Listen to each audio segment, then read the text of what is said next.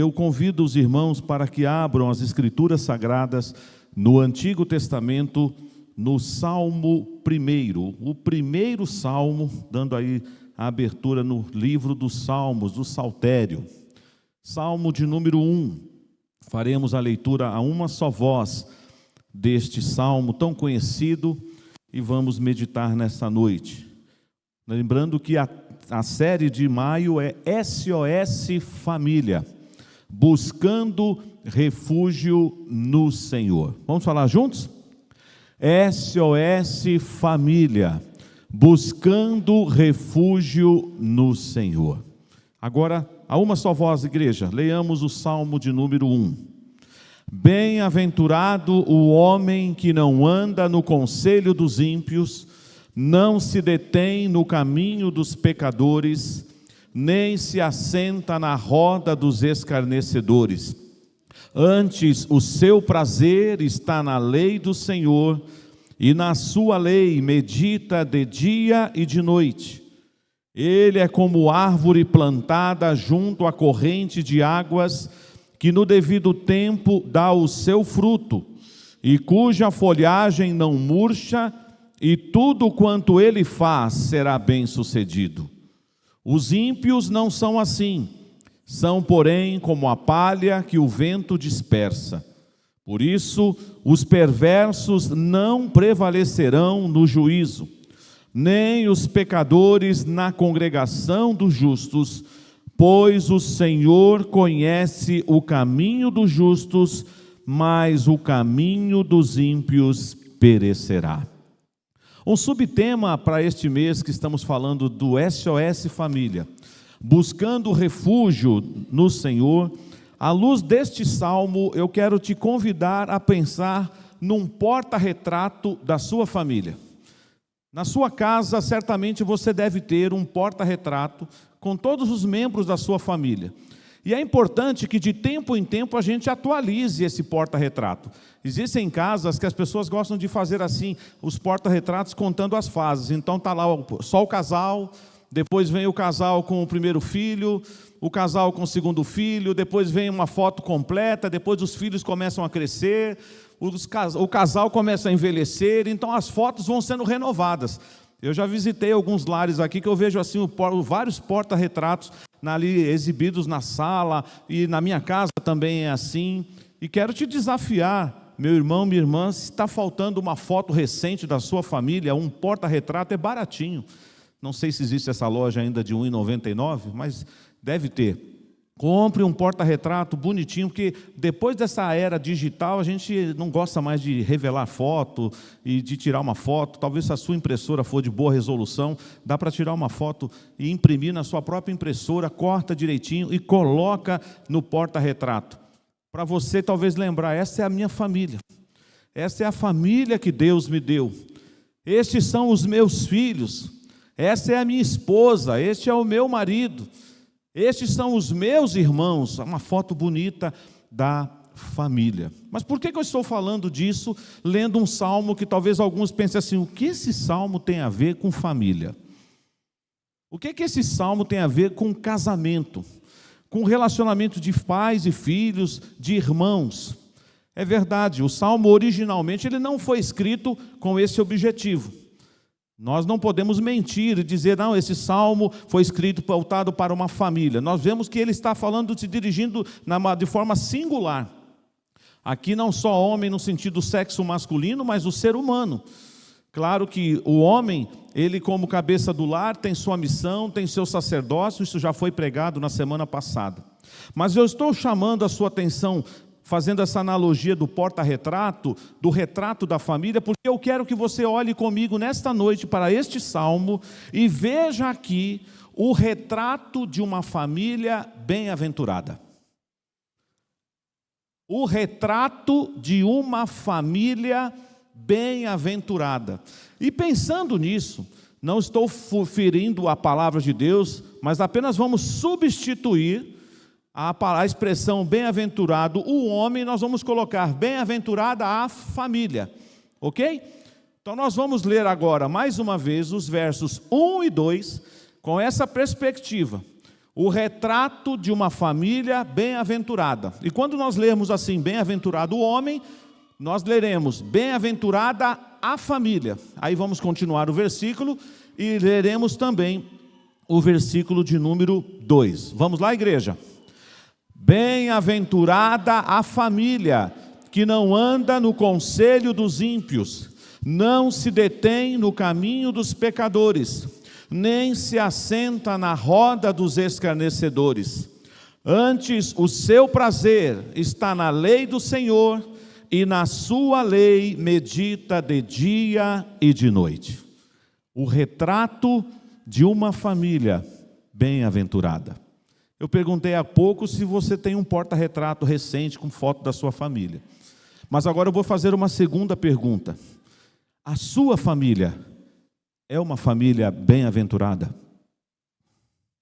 Eu não disse se a sua família não tem problema, isso é uma outra coisa. Todos nós temos problemas, todos nós enfrentamos lutas, todos nós podemos passar por provações, por tribulações, por aflições.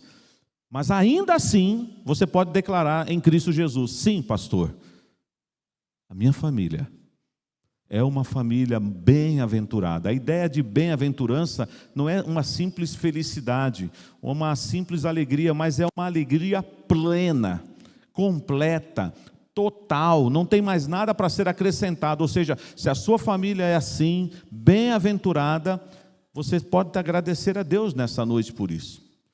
Mas estamos trabalhando esse tema, SOS Família, por quê?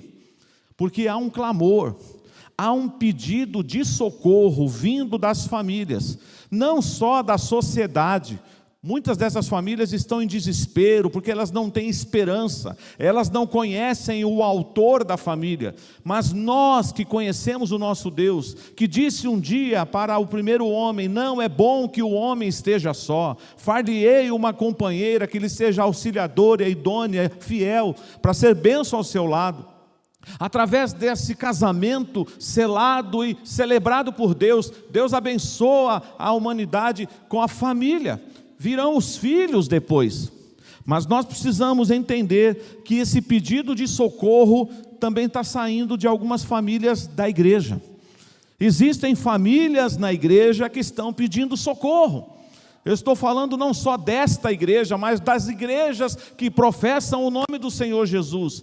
Infelizmente, irmãos, num passado não muito recente, algumas estatísticas, elas passavam de largo, elas passavam de longe da igreja. Então, quando falávamos de algumas crises que estavam abatendo as famílias, de alguns problemas que estavam acontecendo nos casamentos, de problemas que estavam acontecendo nos relacionamentos dos pais com os filhos, nós sempre mencionávamos as outras famílias, fora do arraial cristão evangélico. Mas, infelizmente, cada vez mais, famílias cristãs estão entrando nas estatísticas de famílias que estão sofrendo, de famílias que estão com problemas no casamento, de famílias que estão com problemas nos relacionamentos entre pais e filhos, entre irmãos da mesma família, entre seus próprios familiares. Portanto, eu quero convidar você nessa noite a olhar para esse salmo, um salmo que você vai continuar lendo na perspectiva de que Deus está falando individualmente com você, mas você há de concordar comigo que eu não estou ferindo a palavra de Deus, dizendo que esse salmo também se aplica à família, porque você o lerá individualmente nessa noite. Então, por exemplo, eu sei que os maridos já foram bem exortados na semana passada, então eles estão dizendo: pega leve, né, pastor? Muda o foco aí, porque... Mas eu já brinquei com as irmãs, se Deus permitir, dia 17 chegará. Domingo que vem, a palavra será para as mulheres. Então não faltem, viu, irmãs? Eu acho que eu não vou no culto hoje não, eu estou indisposta. Você venha, minha irmã. Mas se estiver chovendo canivete, mas as irmãs venham. Será com amor, viu, irmãs? Fiquem tranquilas. Mas é brincadeira, mas é uma coisa que eu preciso dizer. Deus está falando muito ao meu coração nesses últimos dias, desse pedido de socorro que eu ando escutando. E eu não posso ser omisso, senão Deus vai cobrar da minha pessoa. Deus vai falar: você teve oportunidade de falar e não falou. E aí eu não estarei sendo atalaia, eu estarei sendo omisso. E nós precisamos estar atentos para isso. Mas não é hoje que nós vamos falar para as nossas irmãs especificamente, mas aqui é um conceito geral para a família. Mas o salmo pode se aplicar para o marido, O salmo pode ser lido pela esposa, o salmo pode ser lido pelos filhos, pelas filhas, pelos pais, pelos irmãos. Então, ele também é uma mensagem individual para cada membro da família. Mas eu quero que você olhe o salmo agora como essa moldura, como esse porta-retrato, aonde você quer ver a sua família dentro desse porta-retrato, a família que é bem-aventurada. E interessante, você que já leu a pastoral do boletim de hoje, ou se não leu, leia, por favor. Lá diz assim, que ser feliz é não fazer. Porque o que é que a sociedade diz? O importante é ser feliz, não importa como. Não importa. Até aquela ideologia pragmática que diz que os fins justificam os meios. Nós não concordamos com isso. Nós sabemos, irmãos, que para ser feliz tem um preço, mas não é qualquer preço. E existem pessoas que às vezes também estão com aquela frase, entre ter razão e ser feliz, eu desisti de ter razão, eu quero só ser feliz. É outra frase também que não tem base bíblica nenhuma, é bonitinha, mas é errada. Eu decidi, entre ter razão e ser feliz, eu vou ser feliz. Não, isso não está na Bíblia. Isso não tem respaldo bíblico nenhum. Portanto, olhe comigo para esse salmo, eu vou trabalhar mais, assim, os 3 primeiros versículos, mas os principais já foi lido mais uma vez essa noite, que é o 1 e o 2. Ser feliz é não fazer algumas coisas, vai na contramão do que a sociedade diz, porque a sociedade diz, não, faça o que você quiser para ser feliz. Um filme antigo, que a minha geração, quem nasceu aí nos anos 70, assistiu talvez como tarefa escolar, Sociedade dos Poetas Mortos. Carpe diem, aproveite o seu dia, faça tudo o que você quiser. Deve achar por aí esse filme, vale a pena assistir. Porque a ideia ali era assim, você tem que satisfazer o seu desejo, o seu prazer, para ser feliz, custe o que custar. Mas tem uma história interessante que percorre todo esse filme. Sua família é feliz? Sua família é bem-aventurada? Então você precisa olhar para este versículo 1, dizendo, para ela ser uma família bem-aventurada, ela precisa tomar cuidado com algumas coisas. Bem-aventurada é a família, então, que não anda no conselho dos ímpios. Vocês acham que as nossas famílias têm recebido conselhos dos ímpios? Infelizmente. E de muitas formas. As mensagens, sejam elas de forma direta ou indireta, sejam elas audíveis ou inaudíveis, porque tem muita coisa que às vezes ela vem revestida com uma outra coisa. Você não pega de primeiro, sabe assim? Não é uma mensagem explícita, ela é uma mensagem implícita. Quantas coisas que nós estamos vendo, lendo, escutando, e de repente você diz, não peguei nada, mas tem uma moral, tem alguma coisa por trás ali, tem uma filosofia, tem uma ideologia. E as nossas famílias estão sofrendo ataques terríveis, conselhos dos ímpios. Claro que você pode pensar individualmente como membro dessa família. Você, meu irmão, como pai, você, minha irmã, como mãe, como esposo, como esposa, você, jovem, adolescente, criança, como filho, como filha, pode estar recebendo conselhos dos ímpios. E isso pode estar trazendo perigo para dentro da sua própria casa. Nós sabemos que, infelizmente, como eu disse há pouco, quem dera se nós não precisássemos mais incluir na estatística das famílias que estão em perigo, as nossas famílias, as famílias cristãs, evangélicas, mas infelizmente há um clamor, há um pedido de socorro das famílias que estão dentro das igrejas. E talvez um problema seja este: nós não estamos vigiando, nós não estamos atentos aos conselhos que estão chegando dentro da nossa casa, de muitas formas. Isso é muito perigoso, irmãos. Toda vez que eu leio essa passagem, eu lembro de uma outra passagem do Antigo Testamento, só para ilustrar o perigo de um conselho de um ímpio. Vocês lembram que um dos filhos do rei Davi, Amnon, ele era meio-irmão de Tamar, lembram disso? Eu não vou entrar em pormenores aqui, se era legal, se era não, mas ela era meia-irmã dele, tudo bem, por parte de pai. Não está certo, vai namorar a própria irmã, mas ele gostou da irmã, ele se sentiu atraído pela irmã. E ele então contou para um amigo: eu estou apaixonado pela minha irmã. Eu sei que isso é um absurdo, mas eu não consigo olhar para ela só como irmã. E o amigo poderia falar assim: você está louco? Para com isso. Ele falou: não, eu tenho uma sugestão para você. Um conselho, vai dar certo. O quê? Finge que você está doente. Cai de cama. E aí, você vai estar lá, mal, sabe? E aí você vai fazer um pedido para o seu pai. Pai, eu quero que a minha irmã cuide de mim. Que ela seja aqui como uma enfermeira, uma cuidadora, que ela coloque comida na minha boca, que ela traga o remedinho na hora certa. Porque eu estou muito doente. E o pai não imaginou que pudesse ser um perigo aquilo. Falou: afinal de contas, são irmãos. Na estratégia maligna do amigo de Amnon, a estratégia deu certo. Porque um dia ele estava no quarto, pediu para todos os demais saírem, só ficou ele e a irmã. E a irmã não está percebendo nada, até que ele agarrou a irmã. Ela até chegou a falar assim: não, meu irmão, não faça isso comigo. Peça permissão para o meu pai. Não me envergonhe. E ele violentou a própria irmã. Ele estuprou a própria irmã. O texto não diz assim, mas é isso que aconteceu. E depois, você sabe o que ele fez? Ele desprezou a irmã. Tratou como uma coisa descartável. Por causa do quê, irmãos?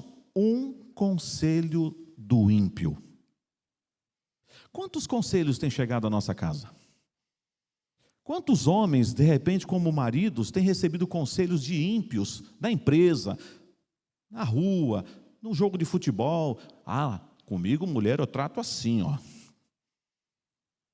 Mulher, eu trato desse jeito. Aí você fala assim: com base em quê? Não, pastor, não pode dar mole para a mulher, não. Mulher tem que ser na rédea curta. Aonde está escrito isso na Bíblia? Onde está escrito isso? Pastor, eu não dou mole para o meu marido, não. Meu marido fala alto, eu falo mais alto que ele ainda. Está pensando o quê? Irmãos, onde vai acabar isso? Não, é que eu assisti uma palestra e disseram que a mulher ela tem que partir para cima. Nós estamos vivendo uma sociedade totalmente enferma. Esse abuso, essa violência contra a mulher, que está desenfreado. Eu não estou a favor disso, ninguém aqui é a favor. Eu concordo certamente que os irmãos falam dizer: pastor, é uma violência sem limite. Mas aí as pessoas começam a dar conselho: faz assim, faz assado, e você volta para a sua casa com esses conselhos. Filhos que às vezes estão recebendo conselho de amigos de toda sorte, às vezes o pai pensou que o filho estava seguro, que a filha estava segura, de repente começa a ouvir uns comentários: onde você aprendeu isso? Eu nunca te ensinei isso. Nós somos uma família cristã, nós sempre lemos a Bíblia juntos, nós vamos à casa de Deus juntos. Como é que surgiu essa ideia na sua cabeça? Bem-aventurada a família que não anda no conselho dos ímpios. Quem é que tem dado conselhos para você? Com quem você tem tomado conselho? Você pode ter amizade com todo mundo. Aliás, a estratégia da amizade pode ser um bom meio para você evangelizar pessoas. Mas nós não podemos, não estamos aqui depreciando os nossos amigos e colegas, mas nós não podemos tomar conselho com quem está nas trevas. Eles não têm, apesar que você fala: mas e a graça comum? Ainda bem, Deus ainda, para esse mundo se tornar ainda habitável, tem a graça comum. Você pode até às vezes ouvir dos lábios de uma pessoa que ainda não professa o nome de Jesus um conselho familiar bonito. Você fala: nossa, e ele nem teme a Deus, mas é a graça comum. Mas normalmente o que vem não são bons conselhos. Seu casamento está em crise, meu irmão, minha irmã, seu casamento está por um fio. Quais são os conselhos que as mulheres vão dar para a esposa? Larga esse homem, vai ser feliz, vamos logo, procura um advogado. Separação. Todas as vezes que eu tenho que trabalhar esse tema no gabinete pastoral, eu sempre lembro o casal que me procura, ou às vezes vem a esposa primeiro, depois vem o marido. Eu digo, tem duas palavrinhas muito parecidas uma com a outra. Uma é separação, a segunda é superação. Eu digo, se você quer a ajuda do seu pastor para orar, para orientar, para superação, eu estou aqui. Agora, para separação, não. Mas pastor, já está, é uma coisa normal na igreja. Não pode ser normal. É um acidente. Alguns irmãos passaram por essa experiência. Não é fácil. Às vezes o Senhor dá uma segunda oportunidade, mas nós não podemos mudar o que a Bíblia diz. Sabe o que a Bíblia fala em relação à separação? Deus diz assim que Ele abomina o divórcio. Deus falou. Não foi Moisés, não. Que diz lá, Moisés deu carta de divórcio por causa da dureza do coração dos irmãos. Mas Deus já tinha falado antes, eu abomino o divórcio. Porque Ele criou a família para ela viver unida até o fim. Então, bem-aventurada é a família que não anda no conselho dos ímpios. Quem são os conselheiros dos seus filhos? Com quem seus filhos têm tomado conselho? Não tem problema, isso vai acontecer. Seu filho volta para casa, sua filha, em todas as fases, seja na infância, na adolescência, na juventude, e eles vêm e falam assim, às vezes eu tenho mais liberdade com a minha mãe, eu tenho mais liberdade com o meu pai, eu falo abertamente com os dois. Pai, eu ouvi um negócio lá na escola, eu estou assustado. Falaram uma coisa a meu respeito, falaram uma questão da minha sexualidade, que eu estou meio confuso. E o que eu faço, pai e mãe? Meu Deus, meu filho está fazendo... Não, calma, pai. Senta com ele, senta com ela, conversa, ora, e à luz da palavra de Deus, dê a resposta. Às vezes nossos pais teremos que ser firmes, isso é pecado, não é isso que agrada a Deus. O seu corpo deve ser algo para glorificar a Deus, você é templo do Espírito Santo. Quem foi que disse isso? Eu estou escutando por aí, mas você não pode dar ouvido aos conselhos dos ímpios. Porque quando você dá atenção ao conselho dos ímpios, ou anda nesse conselho, um abismo chama o outro abismo. E aí vem a segunda questão, que bem-aventurada é a família que não só ela não anda no conselho dos ímpios, mas ela também não se detém no caminho dos pecadores. Ou seja, começa apenas uma escuta. Estão falando por aí, eu estou escutando. Está entrando, vai entrando. E o homem vai aprendendo umas coisas totalmente erradas do que é ser um homem, de um bom marido, um bom pai. A mulher vai aprendendo algumas coisas distorcidas da sua postura feminina. Louvado seja Deus pela que a nossa igreja está trabalhando esse tema com as irmãs, porque temos que resgatar em todos os aspectos a masculinidade bíblica, o papel da mulher como uma mulher virtuosa, uma mulher que teme a Deus, filhos obedientes debaixo do temor do Senhor. Mas quando os pais falham em não dar a devida orientação, e eu sei que isso às vezes vai exigir de você muito choro, viu, pai? Muito choro, mãe, porque nem sempre seu filho vai querer ouvir. Às vezes nós seremos rotulados, pai, eu sei, na sua época era assim, pai. E todos os pais aqui que estão na casa dos 50, como é o meu caso, já devem ter escutado do pai assim, quer ver, o pai vai contar a história dele agora. Lá vem o pai contar quando eu tinha 15 anos. Não é verdade. Mas deixa eu falar para os jovens que estão aqui nessa noite. Você vai fazer a mesma coisa quando você for pai e mãe. Quando eu tinha 15 anos, sabe, o meu pai falava, e um dia eu não fiz o que o meu pai fez, eu quebrei a cara. Bem-aventurada é a família que não anda no conselho dos ímpios, mas ela não se detém no caminho dos pecadores. Aí a outra ideia agora, por onde você tem levado a sua família? Quais são os caminhos que a sua família tem trilhado? Existem caminhos perigosos por aí. O texto não economiza nas palavras, é caminho de pecadores. É interessante, já foi dito isso aqui, já foi estudado isso, baseado na vida de Daniel, que nós estamos no mundo, N-O, no mundo, mas nós não somos do mundo, D-O. Eu estou no mundo. Jesus orou lá: não os peço que os tires do mundo, mas que os guardes do mal. Não dá, irmãos, para brincar. Nós, às vezes, passaremos pelo vale da sombra e da morte, o vale de muitas dificuldades. Mas, às vezes, você poderia evitar alguns caminhos como família. Agora eu estou falando de uma forma bem ampla e geral, pensando no marido, pensando na esposa, nos pais e nos filhos. Por onde você está levando a sua família? Começa com conselhos.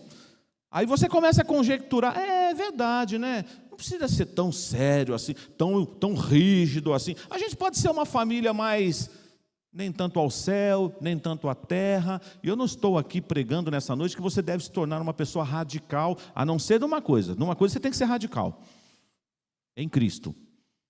Em Cristo você não negocia mesmo, você é radical. Mas você pode ser uma pessoa flexível, converse com seus filhos, escute. Às vezes eles vão te trazer umas demandas que podem te assustar, mas são as demandas deles. Talvez na minha geração eu não escutasse algumas coisas que eu estou escutando hoje. Mas não tem, mãe, eu queria que você... Vai falar com seu pai, esse assunto aí eu não sei explicar. Vai falar com a sua avó, vai falar com o seu tio, vai procurar o professor da escola dominical. E aí o pai e a mãe vão terceirizando. Todos podem ajudar, mas é na família que a gente precisa instruir. Que caminhos que nossa família está andando? Por quais caminhos? Você pode olhar agora aí, claro que sem sair do lugar, projetar uma foto sua, da recente que você tirou com a sua família, e imaginar essa linda família que Deus te deu, que você pertence a ela, sendo marido, sendo esposa, sendo pai, sendo mãe, sendo filho, sendo filha, sendo irmão, sendo irmã. Você consegue olhar esse porta-retrato, essa imagem que mostra a sua família, uma família que está trilhando os caminhos do Senhor? Essa semana nós iniciamos o discipulado Forjados, foi uma primeira apresentação, na verdade ainda vamos começar, quando o livro chegar, quando os irmãos, alguns ainda não se inscreveram, vão se inscrever, mas aí nós vamos começar, essa semana, qual foi a reflexão do discipulado? Salmo 128, bem-aventurado é o homem que teme ao Senhor e anda nos seus caminhos, ou seja, a família que teme ao Senhor, uma família bem-aventurada, ela não anda no caminho dos pecadores, ela anda na vereda da justiça, ela anda no temor de Deus, ela anda respaldada pela direção de Deus. Que caminho que a sua família tem andado? Será que a sua família já entrou naquela ideia que alguns falam assim, nada a ver? Isso é do tempo do meu avô. Isso é do tempo da minha avó, os tempos mudaram, nada a ver. Mas, irmãos, algumas coisas, elas são inegociáveis. Alguns absolutos nunca mudarão, assim como diz, passarão os céus e a terra, porém a minha palavra permanecerá. E é na palavra que a gente encontra os princípios para uma família que anda nos caminhos do Senhor. Então, o retrato de uma família bem-aventurada, em primeiro lugar, é o que mesmo? Uma família que não anda no conselho dos ímpios. Em segundo lugar, o retrato de uma família bem-aventurada é uma família que não se detém no caminho dos pecadores. Semana passada, eu fiz a ilustração para os homens do incêndio. Você voltando para casa e encontra a sua casa em chamas. Mas vamos agora falar de caminho. Todos os homens aqui, mulheres também dirigem, mas vamos pensar você, meu irmão, ou você, minha irmã, dirigindo com a sua família no carro. E você está indo por uma estrada. E de repente, você não presta atenção nas placas. E as placas estão dizendo, a tantos quilômetros acaba a estrada, precipício. E você ignora as placas, falta 10 quilômetros. E você continua indo. E aí vem a próxima placa. No final da estrada, precipício, faltam 5 quilômetros. E você continua indo. E você continua indo. Mas se você souber, que aí chega e fala assim, último retorno. Mas vamos dar uma olhadinha lá para ver como que é o precipício? Você colocaria a sua família em risco. Vai na beirinha do abismo para dar uma olhadinha lá. É fundo, hein? Que perigo. Você pode jogar a sua família num abismo. Se você sabe que a sua família entrou por uma trilha, por um atalho, e esse atalho não é um atalho que te leva a Deus, porque é uma mentira do diabo, que todos os caminhos levam a Deus, é mentira. Só tem um caminho que não é nem um, é o caminho, é Jesus. Você quer levar a sua família para viver uma família bem-aventurada? Leva pelo caminho que é Cristo. Não tem outro caminho. Então, bem-aventurada é a família que não se detém no caminho dos pecadores.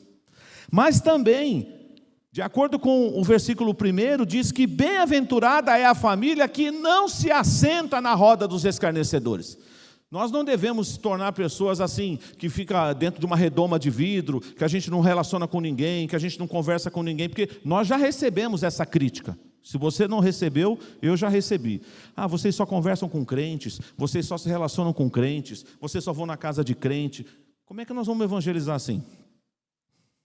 Como é que você vai falar de Jesus se os seus amigos, se os seus convites, se tudo que você faz é tudo entre crentes? Mas pastor, não é um ensaio aqui na terra, não vai ser assim no céu. Eu entendi tudo isso, irmãos. Não quero que você deixe de ter comunhão com seus irmãos. A Bíblia diz que nós não devemos ter comunhão com as trevas. Mas a ideia é de relacionamento, mas com cuidado, com muito cuidado. Porque o que significa, irmãos, se assentar na roda dos escarnecedores? Não é aula, não vou abrir aqui para você responder, mas responda aí no seu coração. O que é um escarnecedor? É alguém que zomba, alguém que ridiculariza, alguém que diminui. Você se sentiria bem numa mesa com amigos, com pessoas que o nome de Deus é tratado como se fosse um nome qualquer, que você percebesse que fazem piada com o nome de Deus, com a sua família, com o valor de um casamento, com a relação de pais e filhos, e você está ali, se banqueteando, participando daquela festa das trevas, onde os valores da família estão sendo jogados na lata do lixo. Isso é uma família que se assenta na roda dos escarnecedores. Agora, você poderá, às vezes, não tem como você controlar isso. Às vezes você estará numa determinada situação em que você sabe até a hora que você tem que permanecer. Já deu. Vamos embora. Porque nós agora estamos sendo atacados em princípios inegociáveis da nossa família. Tem pessoas que conseguem até ter uma estrutura maior e ficar um pouco mais. Tem gente que diz assim, eu nem consigo nem chegar perto da mesa, quanto mais se assentar. Então o texto está dizendo para nós o que nessa noite? Bem-aventurada a família que não se assenta na roda dos escarnecedores. Vocês percebem que é um abismo chamando outro abismo? Primeiro você escuta conselhos, depois você dá uma paradinha no caminho, agora você já está em comunhão. Agora você já está desfrutando dos banquetes que a vida oferece. Onde você está levando a sua família? Sua família frequenta o quê? Nós podemos ter momentos de lazer, de celebração, de comemoração, de festa. Tudo isso é lindo. Tem gente que fala que crente é sem graça, que crente não é feliz, que crente não se diverte. É mentira! Está cheio de exemplos aqui nessa igreja, de famílias que viajam, de famílias que têm tempo de lazer, de famílias que se divertem. Que bênção! Mas sabemos que a prioridade diante de tudo isso é Cristo. Você pode dar um conforto para o seu lar, pode ter um momento de felicidade com a sua família, tenha ele, mas cuidado na mesa que você vai sentar. A gente brinca aqui na igreja, né, quando tem uns irmãos conversando ao redor da mesa, como aconteceu recentemente no acampamento, e eu cheguei perto e falei assim, bom, essa aqui é a roda dos esclarecedores, essa é boa. Pode sentar à vontade, mas as dos escarnecedores não. Daqueles que zombam. Então, o marido tem que conversar em casa com os filhos, com a esposa. Olha, vamos tomar cuidado quando nós estivermos nessa situação, porque nós vamos estar hoje num local em que vão zombar de Deus, vão zombar de nós. Porque nós somos de Cristo, nós somos luz, e a luz incomoda as trevas. Então, às vezes, a gente quer dar uma espiadinha. Já contei isso na classe dos jovens, creio eu que já falei aqui, mas vou repetir, peço licença para falar de novo. Há muitos anos, nos primeiros anos do meu ministério, Um jovem me procurou dizendo que tinha ingressado na universidade, pediu oração, passou no vestibular, entrou na faculdade. Eu fiquei muito feliz. Ele também. Ele falou, nunca imaginei que eu ia conseguir, pastor. Eu falei, que bênção. Agora o desafio é você ser sal e luz lá dentro. Se prepare. E ele chegou um dia e falou assim, pastor, eu estou com uma estratégia evangelística. Eu vou ganhar os meus amigos para Jesus lá na faculdade. Eu falei, glória a Deus, o que você está querendo fazer? Toda sexta eu vou sair com eles para o happy hour. Aí eu, como? Ele falou, eles têm um esquema lá, a gente entra só depois da segunda aula, ou a gente sai mais cedo, e a gente vai sempre para um barzinho. Mas eu estou indo com um propósito, fazer missão. Eu estou indo lá para dar testemunho para os meus amigos. Eu não vou negar que no início ele estava com boa intenção. É igual Pedro, lembra quando Pedro falou, eu não vou te negar, Senhor. Pedro não era um dissimulador, um dissimulado, melhor dizendo. Então eu entendi que ele estava sendo sincero. Mas aí ele foi uma sexta, foi outra sexta, e aí começou, em vez de ser o Romanos 12, né, não vos conformeis com esse século, mas transformai-vos, ele começou a receber influência. 6 meses depois eu resolvi perguntar, e aí, como é que está a estratégia evangelística? Pastor, ora por mim. Eu estou mais para lá do que para cá. Então, às vezes, não vale a pena. Não, eu tô blindado, pastor. Quando a gente tem que sentar numa mesa dessa, você tem que estar revestido da armadura de Deus, senão você não aguenta os dardos inflamados. Portanto, cuidado, querido irmão, querida irmã, pai, mãe, filho, filha, marido, esposa. Onde é que você está colocando a sua família? Quais são os lugares que você está colocando a sua família? O clamor está aí, socorro, é urgente, SOS família. Por que será que tem tantas famílias passando por dificuldades? Volto a reiterar algo que eu sempre digo aqui. Às vezes você vai estar vivendo direitinho na presença de Deus, bom marido, boa esposa, bons filhos, bons pais, e você não estará isento ainda de crises, de provações, de tempestades. Isso tudo pode acontecer em qualquer casamento aqui, em qualquer família, inclusive na minha. Agora, quando você não segue os princípios de Deus, quando você não vigia e está ouvindo o conselho de ímpios, se detendo no caminho dos pecadores, se assentando na roda dos escarnecedores, você está entregando de bandeja a sua família para o inimigo. Isso é pecado. Nós não podemos fazer isso, irmãos. Mas qual é o remédio para a sua família continuar sendo uma família bem-aventurada? Qual é o remédio? É o versículo 2. Vamos ler juntos?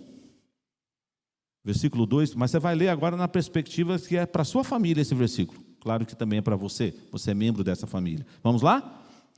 Antes, o seu prazer está na lei do Senhor, e na sua lei medita de dia e de noite. Só vocês agora, vamos lá.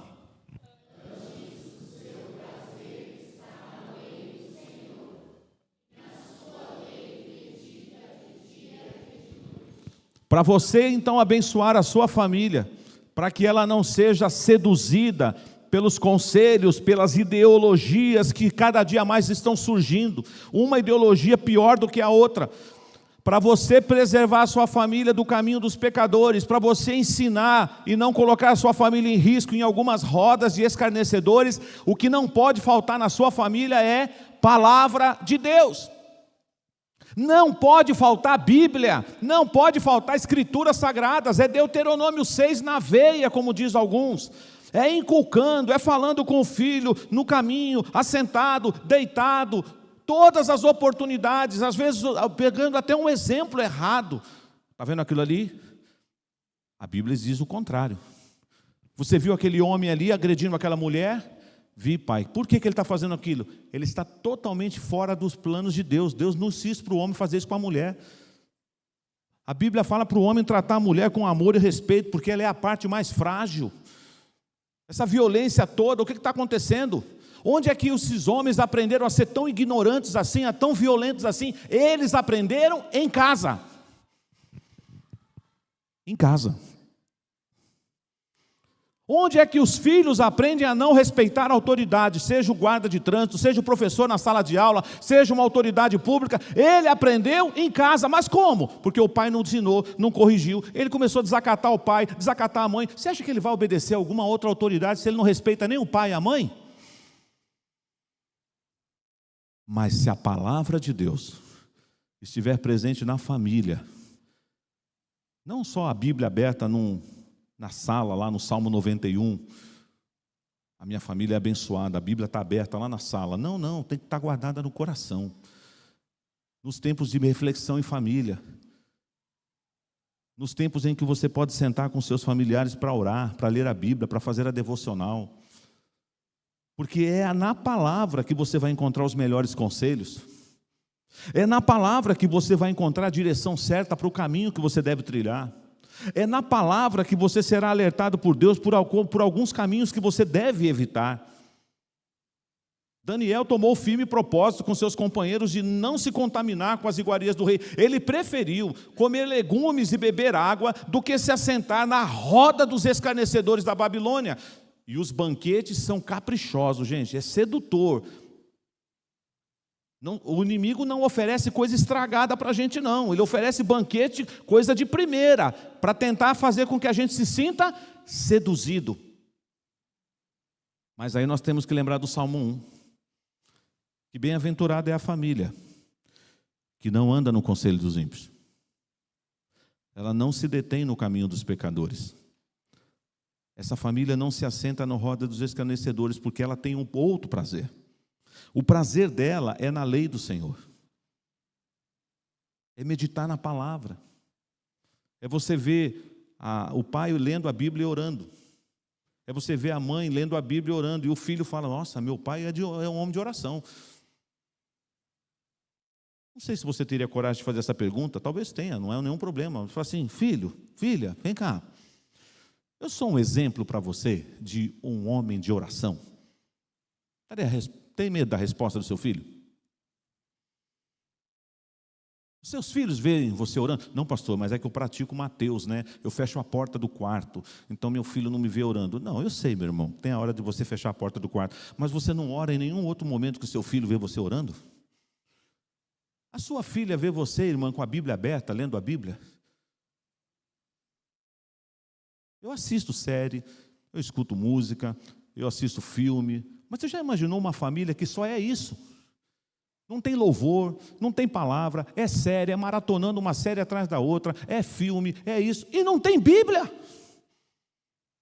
Aí é uma presa fácil para o inimigo mesmo.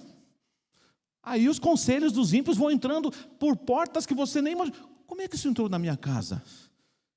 De que forma? Não sei quantos aqui vão lembrar, os pais dos adolescentes. O Vitor fez uma programação um ano retrasado.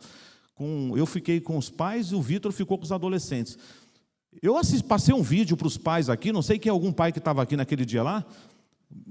A coisa era assustadora, é um vídeo para ilustrar o que acontece em muitas casas. Uma família estava reunida para fazer a refeição, oração, e de repente, é uma ilustração, tá, gente? Tinha uma mulher abraçando o marido, para dizer, ele está ali com a família reunida, mas a cabeça dele está sendo envolvida por outra. Tinha um moço quase que devorando uma moça que estava sentada na mesa, como se dizendo assim, é isso que está acontecendo na nossa casa. Por isso, irmãos, nós não podemos brincar com uma coisa tão séria. Você quer que a sua família esteja protegida do conselho dos ímpios, do caminho dos pecadores, da roda dos escarnecedores? Tem que ter Bíblia e oração na sua casa. Ah, mas eu levo para a igreja, pastor. É uma boa postura, mas só isso não basta não. Não, pastor, eu levo todo domingo na escola dominical, aí lá eles aprendem. Não, é em casa. A igreja ajuda, contribui, mas ela não substitui a família. É em casa, é na família. E quando isso acontecer, eu não vou trabalhar isso hoje, mas se você continua lendo o Salmo, ele fala que a sua família será bem sucedida. E eu não estou falando aqui só de prosperidade material. Pode ser também, não há nenhum problema, tá? Porque se você vai para Deuteronômio, o que diz Deuteronômio? Bênçãos decorrentes da obediência. Maldição decorrentes da desobediência. Eu sei que é forte o que eu vou falar. Tem muitas famílias que estão debaixo de maldição. Eu não estou falando de maldição hereditária, de batalha espiritual, nada disso. Porque não estão obedecendo. Estão sofrendo as consequências dos seus erros, das suas escolhas, porque não estão seguindo os mandamentos, não estão tendo prazer na lei do Senhor, e aí não vai prosperar mesmo.